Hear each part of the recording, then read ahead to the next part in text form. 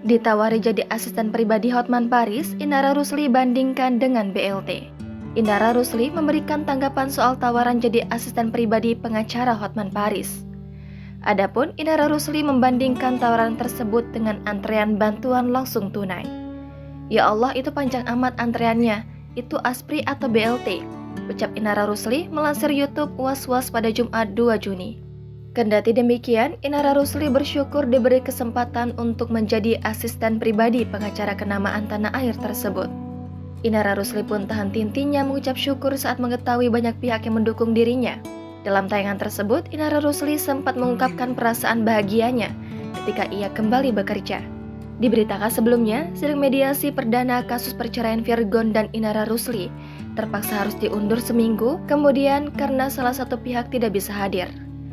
Sidang mediasi terpaksa diundur ke tanggal 7 Juni mendatang akibat Indra Rusli yang tidak bisa hadir.